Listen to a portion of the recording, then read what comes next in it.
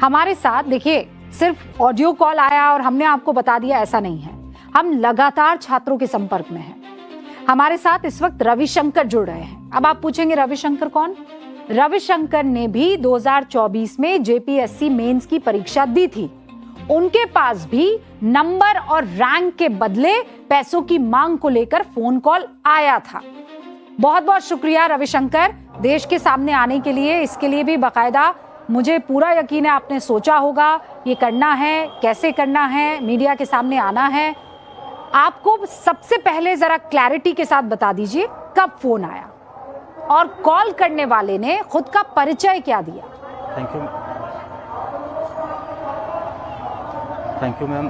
Times now Navbharat जैसे बड़े platform में हम लोग छात्रों की आवाज़ रखने के लिए मुझे भी कॉल आया था, जो जेपीएससी के द्वारा कॉल किया जा रहा था। मुझे भी कॉल आया था 2 अक्टूबर गांधी जयंती के दिन में। तो उस टाइम मैं घर में ही था, तो उन्होंने बताया कि आपका जो है कुछ नंबर मेरिट बन रहा है, तो कुछ नंबर आपका कम है।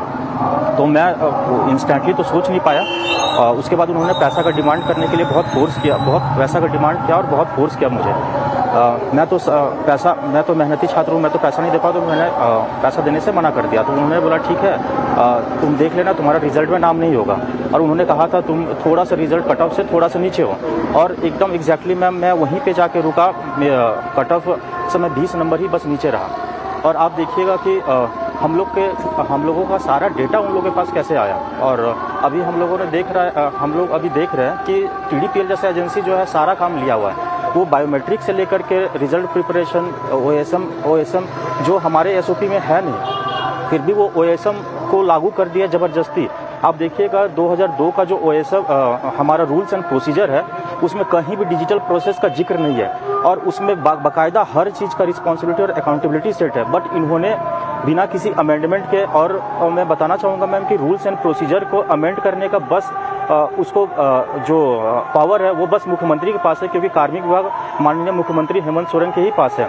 तो बिना उसके अमेंडमेंट के उन्होंने ऑनलाइन मार्किंग सिस्टम लाया, जिसके वजह से क्या हुआ कि हमारा सारा डेटा एक ही कंपनी के पास चला गया, एक ही एजेंसी के पास चला गया।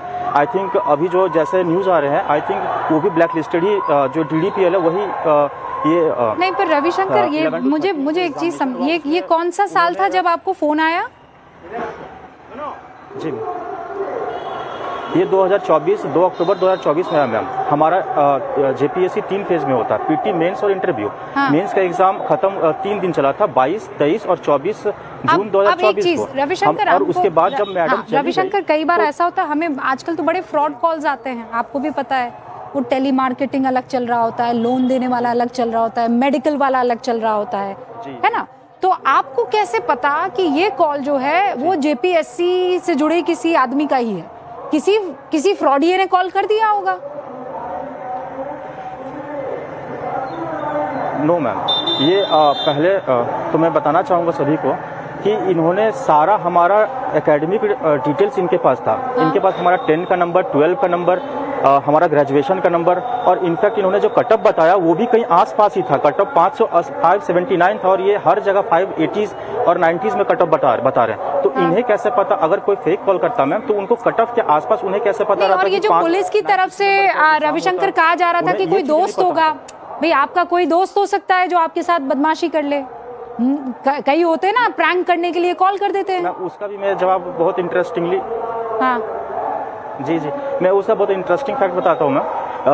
पुलिस ने कहा कि कोई दोस्त होगा, तो एक लड़के ने जो निशा थाना में एफआईआर करवा रखा है, जिसपे अभी कोई स्टेटस रिपोर्ट पुलिस नहीं दे रही है, जबकि माननीय मुख्यमंत्री ने उस पर संज्ञान लिया था। हाँ। उन्होंने अपनी माँ का नंबर दिया था। और इंटरेस्टिंग चीज़ ये है कि उसके माँ के नंबर में कॉल आ गया। तो अगर कोई दोस्त होता तो वो उसकी माँ के नंबर में कॉल करके उससे मजाक नहीं करता, उसे खुद के नंबर में करता।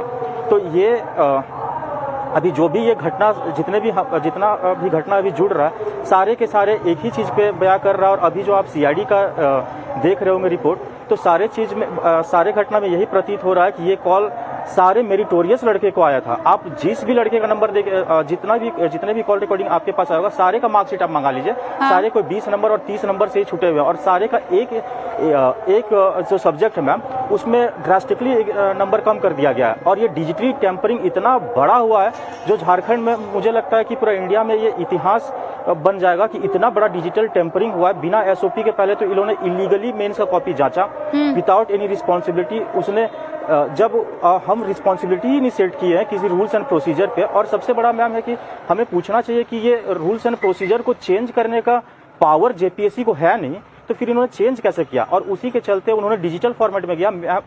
जब चेयरमैन मैम रिटायर हो गई उसके बाद डिजिटल डेटा किसके पास चला गया। मुझे लगता है डिजिटल डेटा के साथ बहुत ही बड़ा छेड़छाड़ हुआ है और ये उसी हम लोग के डेटा से ही और ये मेरिट लिस्ट से ही नंबर आया होगा, क्योंकि इन्होंने जितना जब आप ये बातें कर रहे हैं एंड प्लीज अंडरस्टैंड, मुझे आपके मेहनत पर, मुझे आपके काम पर कोई शक नहीं है, पर मेरा काम है कि मैं आपसे सवाल करूं और वो सारे सवाल जो मेरे मन में आ रहे हैं मुझे करने होंगे। और इसीलिए अब ये अगला सवाल जी मैम, हो सकता है रविशंकर आपकी पढ़ाई में कोई कमी रह गई हो, आपकी मेहनत में कोई कमी रह गई हो, आप 20 अंकों से पीछे रह गए, इसीलिए आपने ये कोई खेल रच लिया कि मुझे फोन आया, उन्होंने कहा पैसा दे दो, पैसा नहीं दे पाया तो मुझे फेल कर दिया। क्या कहेंगे इस पर? मैम मैं बताना चाहूँगा, मैं 2016 से यूपीएससी का तैयारी कर रहा हूँ और मेरा इंटरेस्टिंगली मेरा पीएसआईआर ऑप्शनल रहा यूपीएससी में, जिसमें उन्होंने मुझे सबसे कम नंबर दिया है। और मेहनत का जहाँ तक सवाल है मैम, ठीक है, मैं मानता हूँ कि अगर मेहनत में कमी रही हो तो मैं माननीय मुख्यमंत्री जी से कहना चाहता हूँ कि हम लोगों ने कॉपी देखने के लिए आरटीआई लगाया है, हमें कॉपी नहीं दिखाया जा रहा, अपना खुद का कॉपी हमें नहीं दिखाया जा रहा है। हमारा कॉपी बिना एसओपी में लिखा हुआ नहीं है फाड़ने का, फिर भी उन्होंने फाड़ दिया, स्कैन किया और अब वो हमारा कॉपी नहीं दिखा रहे हैं, जबकि हमारा जजमेंट हमारे फेवर में 4 सप्ताह का टाइम उन्हें दिया था, फिर भी वो कॉपी नहीं दिखा रहे। हम लोगों ने कोर्ट गया, कोर्ट हम लोग अभी मूव किया है, कंटेम्प्ट लगाए हैं कोर्ट में और उसका डेट भी आने वाला है। तो हम चाहते हैं, ठीक है, आप अगर चाहते हो कि अगर हम लोग को तो रेट्रोस्पेक्ट करने के लिए टाइम, हम लोग को तो कॉपी भी देखना पड़ेगा ना मैम, तो हम लोगों ने उसके लिए बकायदा कॉपी के लिए आरटीआई लगाया और 7-8 महीना बाद भी वो कॉपी हम लोग को नहीं दिखा रहे। और मैं कहना चाहूँगा माननीय मुख्यमंत्री से, ठीक है, मैं मुख्यमंत्री से ये कहना चाहूँगा कि आप हमारे बड़े भाई हैं, हो सकता है हमारे में गलतियाँ होगी, हो सकता है मैं असक्षम हो सकता हूँ, लेकिन मैं चाहता हूँ कि आप इस पे जांच कीजिए। आप इस पे जांच नहीं किया। और यहाँ के पुलिस वाले को भी आप देखिए मैम कि रांची जैसा जगह में हम नक्सली में अब झारखंड जो है वो 0% होने वाला है, नक्सली हम खोज के निकाल ले रहे हैं। बुद्ध पहाड़ में जाकर के हम अभी ऑपरेशन चला के नक्सली सफाया कर रहे हैं, लेकिन रांची के बीच में मेंस का पेपर लिखवाया जा रहा था। अब हर जेपीएससी का सारा exam OMR sheet strong room से निकल के चल जा रहा था, आप उसको नहीं पकड़ पा रहे हो। आप हेमंत सोरेन माननीय मुख्यमंत्री का ट्वीट था कि इस पे कड़ी से कड़ी कार्रवाई की जाए, बट उन्होंने, यहाँ के पुलिस भी नहीं सुने, यहाँ के पुलिस भी उस पर कार्रवाई नहीं की। मैं चाहता हूँ कि माननीय हेमंत सोरेन माननीय मुख्यमंत्री से कि आप इस पे कार्रवाई कीजिए और इसको पता करके निकालिए ये डेटा। यही तो बात है कि हम लगातार तह तक जाने की कोशिश कर रहे हैं कि भैया हुआ क्या। और 14वीं जेपीएससी पर तो आप लोगों ने संज्ञान ले लिया, 11वीं 12वीं 13वीं इस पर किसी तरह की कोई बात क्यों नहीं हो रही है? क्योंकि अगर जिस कंपनी को ठेका आपने 11 से 13 तक 14वां का दिया और 11 से 13 भी उसके पास था, तो क्या गारंटी है कि उसने सब कुछ ठीक ठाक किया होगा? अब एक आखिरी सवाल, ये जितने भी जेपीएससी का कॉल लगाने वाले लोग थे, ये इतने कॉन्फिडेंट कैसे थे रविशंकर कि ये बताने में चूक नहीं कर रहे थे? मतलब किसी को अगर खेल करना है, रिश्वत लेनी है, पैसे का काम करना है, ये 2 नंबर वाला काम जिसे कहते हैं, तो ये फोन पर इतना धड़ल्ले से कैसे कर देगा? कहीं मिलने बुलाएगा, काम की बात करनी है, फिर आपसे मिलेगा, है ना? ये ऐसे कैसे कि फोन पर खुले में बोल रहा है कि नहीं चेक वेक नहीं चाहिए, रखो अपने पास, हमको तो इतना चाहिए, ऐसे चाहिए। मैम इसका सबसे बड़ा कारण मैं ये बता रहा हूँ कि इन्होंने एसओपी का पालन नहीं किया, इन्होंने डिजिटली हर कुछ डिजिटली किया है। इन्होंने कॉपी का पहले डेटा हम लोगों से लिया, हम लोग का बायोमेट्रिक डेटा लिया, उन्होंने सारा मेरिट को देखा होगा और उसके बाद उन्होंने कॉल करना चालू करा होगा। मैं बता रहा हूँ मैम, मेरे साथ जितने भी लड़के को फोन आया है, सारे को 20 नंबर 15 नंबर से छटे हुए लड़के हैं और सारे का 1 सब्जेक्ट 2 सब्जेक्ट में बहुत ही ज्यादा कम कर दिया गया। अगर वो फेक कॉल होते मैम तो आप देखिए बकायदा उन्होंने अकाउंट नंबर जारी किया और पुलिस के एफआईआर में अकाउंट नंबर दिया हुआ और वो अकाउंट नंबर रांची का है, फिर भी पुलिस उस पर कार्रवाई नहीं की है। फिर आप देखिए कि वो जेपीएससी के पास बुला रहे हैं। अगर फेक कॉल होते तो वो जब ब्लैंक चेक का बात कर रहे हैं, जब वो चेक में बोल रहे हैं कि मैं पैसा दूंगा, तो फेक कॉल वाले तो पैसा कहीं भी आकर के ले लेंगे। वो और जितने कट ऑफ बता रहे हैं, अगर वो फेक कॉल होते हो तो 950 में वो 580 590 कट ऑफ कैसे बताते हैं? अगर वो फेक कॉल होते तो वो देखिए कट ऑफ के आसपास नंबर बता रहे हैं, और वो अगर फेक कॉल होते तो उनके पास सारा डेटा कैसे आया? आधार नंबर आ गया उनके पास हमारा 10, 12 एक आखिरी सवाल नंबर। मैं फिर आपसे कह रही हूँ, मतलब ये तो वही शख्स कर सकता है या वही लोग कर सकते हैं जिनको कोई बहुत मजबूत संरक्षण मिले कि किसी से डरना नहीं, हम है ना, हम संभाल लेंगे। वरना किसी की इतनी हिम्मत कि वो फोन पर ऐसे पैसे मांग ले, रिश्वत मांग ले, और उससे खौफ ही नहीं है कि कोई रिकॉर्ड करेगा, कि पुलिस में भेज देगा। मतलब कोई बहुत रसूख वाला होगा जिसने कहा होगा करो करो, मैं हूं ना।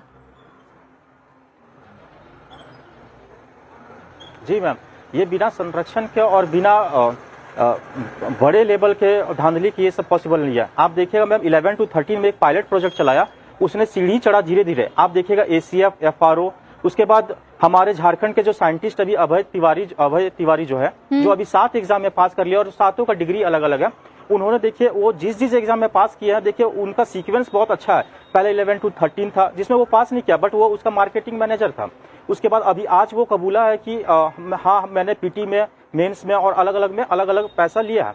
उसके बाद आप देखिएगा वो सीढ़ी चढ़ रहे थे, और वो जब 11 to 13 में सक्सेस हो गए तो वो लिफ्ट पकड़ लिया, और वो लिफ्ट के एकदम एक्सीलेटर पकड़ के ऊपर चले गए।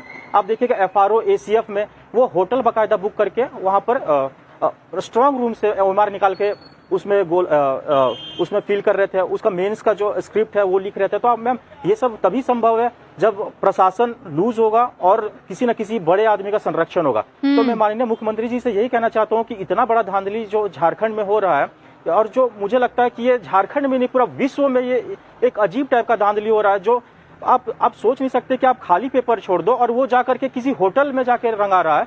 तो ये कितना हम लोग के शर्म की बात है, हमारी झारखंडी होने के बाद शर्म की बात हो जाएगी ये चीज। तो मैं चाहूंगा उस पर बहुत उच्च स्तरीय CBI से इसका जांच करा, और 11 to 13 में अगर आपको सफाई करना है तो पहले आप ग्रास रूट लेवल पे आइए, आप 11 to 13 में आइए, उसके बाद आप धीरे धीरे आप बढ़िए, क्योंकि 11 to 13 के बाद ही JPSC में जो है धीरे धीरे और यही वजह है रविशंकर कि हमने आज आपसे बात करने का मन बनाया, और हम चाहते थे कि ये मान लीजिए अगर धांधली और गड़बड़ी पीछे से चली आ रही है तो वहां से ये स्वच्छता और सफाई अभियान शुरू हो जाना चाहिए, खासकर जांच के लेवल पर तो हो ही जाना चाहिए। रविशंकर, बहुत बहुत शुक्रिया न्यूज की पाठशाला में जुड़ने के लिए और देश की जनता को ये बताने के लिए। और मुझे लगता है ये केवल झारखंड की बात नहीं है, ऐसे बहुत से राज्य, ऐसे बहुत से शहर है जहां पर इस तरीके की कॉल्स जा रहे होंगे, बच्चों से पैसे वसूले जा रहे होंगे, उनको गारंटी दी जा रही होगी कि भैया इतना पैसा दो और तुम्हारा काम हम कर देंगे। ये सब कुछ देश के सामने आना चाहिए। सिस्टम को अगर कोई लोग खोखला कर रहे हैं तो वो किसी भी राज्य में हो, उनको बेनकाब करना चाहिए, और हम ये कोशिश आगे भी जारी रखेंगे। केवल झारखंड की बात नहीं है, ये जहां कहीं भी हो रहा है। JPSC के लिए साल 2000 में बनी SOP को दरकिनार करते हुए क्लियरली अब दिख रहा है, बिना किसी नोटिफिकेशन के डिजिटली पेपर चेक किए गए। यह मामला हाई कोर्ट तक गया। वहां कोर्ट में JPSC की तत्कालीन डिप्टी एग्जामिनेशन कंट्रोलर, जिनका नाम श्वेता कुमारी गुप्ता है, उन्होंने जानते हैं क्या दलील दी? उन्होंने कहा हम कॉन्स्टिट्यूशनल बॉडी हैं, हम SOP बदल सकते हैं। आज यही श्वेता गुप्ता 14वीं JPSC में धांधली के मामले में जेल में बंद हैं। इसके बाद छात्र ने मेंस परीक्षा की फिजिकल कॉपी देखने की मांग की। अभी आप रविशंकर को सुन रहे थे, जिस पर हाई कोर्ट ने आदेश दिया कि 4 हफ्ते के अंदर अंदर कॉपी दिखाई जाए, लेकिन 2 महीने तक कॉपी नहीं दिखाई गई। 8वां महीना चल रहा है। अब छात्रों ने कंटेम्प्ट ऑफ कोर्ट का मामला दाखिल किया है और सुनवाई का इंतजार कर रहे हैं। यानी एक बात बिल्कुल क्लियर है, हुक्म नौकरी के नाम पर करोड़ों की उगाही का मकड़ जाल बना हुआ था, और वो बहुत सिस्टमैटिक तरीके से काम भी कर रहा था। JPSC और TDPL का गठजोड़ क्यों हुआ, कैसे हुआ, अभी ये भी सवालों के घेरे में है, क्योंकि जिस तरह के संगीन आरोप छात्र लगा रहे हैं उन्हें नजरअंदाज तो नहीं किया जा सकता। अब तो आरोपी अभय तिवारी का कथित कबूलनामा भी सामने आ गया है। वही अभय तिवारी जिसके बारे में अभी रविशंकर बता रहे थे, जो पूरे खेल का मास्टरमाइंड है। ये बिल्कुल बगल में जो दिख रहा है, TDPL का मार्केटिंग मैनेजर, झारखंड में BSO के पद पर तैनात है। वही अजूबा, यही अजूबा जिसने 13 साल में 12 परीक्षा इस महामानव ने पास कर ली। ये सब जिस झारखंड में हो रहा है, वहां के मुख्यमंत्री का अब आप बयान सुन लीजिए। सारी चीजें बड़ा ही मकरजाल की तरह बुना हुआ, जो इन्हीं के द्वारा बुनाया गया है। अध्यक्ष महोदय, TDPL कंपनी कहाँ की है अध्यक्ष महोदय? यूपी की है, लखनऊ की है अध्यक्ष महोदय। वहां से वो षड्यंत्र करके यहाँ के यूपी बिहार के लोगों के साथ जुड़ाव बना करके यहाँ के नौजवानों को दिग्भ्रमित करने का काम कर रहा है अध्यक्ष महोदय। मतलब हेमंत सोरेन जी का इशारा उत्तर प्रदेश की तरफ है। लेकिन सोरेन साहब ये भी तो बताइए कि उत्तर प्रदेश में TDPL ब्लैकलिस्टेड है। झारखंड में JPSC ने ऐसी संस्था के साथ सर गठजोड़ कैसे कर लिया? और TDPL का अभय तिवारी जो खुलासा कर रहा है वो भी तो जरूरी है ना। अभय तिवारी CID के सामने कबूल करता है, हमारे सूत्र बता रहे हैं, 14वीं JPSC PT परीक्षा के अलावा 11वीं से 13वीं परीक्षा में भी बड़े पैमाने पर गड़बड़ी हुई थी। यानी जो ऑडियो हमने अभी आपको सुनाया, उसी मामले में अभय तिवारी कथित तौर पर कबूल कर रहा है कि हां गड़बड़ी हुई थी। उसने बताया कि इंटरव्यू में अभ्यर्थियों के नंबर पैसे लेकर बढ़ाए गए।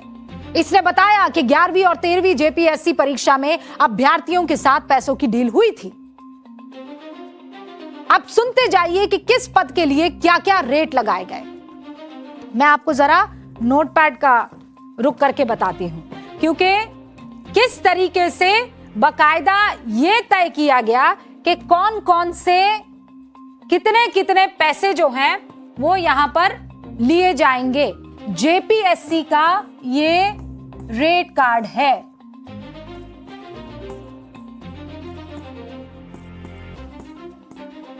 ठीक है, अब रेट कार्ड क्या है? आप अभय तिवारी की अगर माने तो वो ये कह रहा है 20 अगर कैंडिडेट्स हैं तो 5 करोड़ 80 लाख रुपए उनसे लिए गए। ठीक है, ये अभय तिवारी कबूल कर रहे हैं। अगर आपको FRO का पद चाहिए, यानी फॉरेस्ट रेंज ऑफिसर का पद चाहिए, तो आपको देने होंगे 20 से 25 लाख रुपए। क्लियर? अगर आपको ACF यानी कि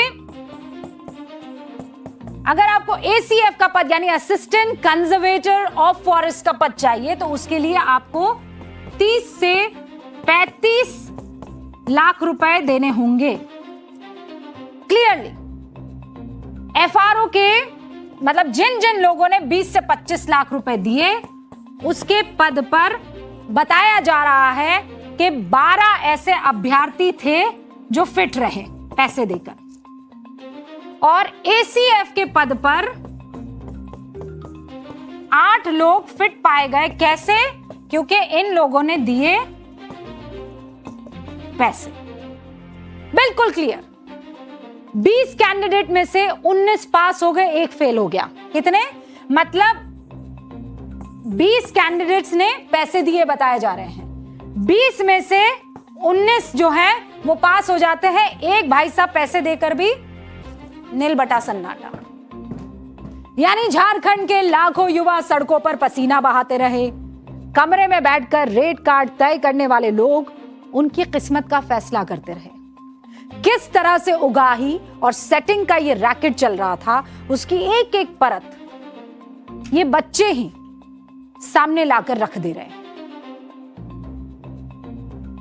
अगर ये सबूत है तो वो सब के सब पकड़े जाएंगे, असली खिलाड़ी सामने आ जाएगा। और अगर ये सबूत नहीं है, ये कोरी कहानी है, तो जांच के बाद ये भी साफ हो ही जाना चाहिए। और हम उसी का इंतजार कर रहे हैं।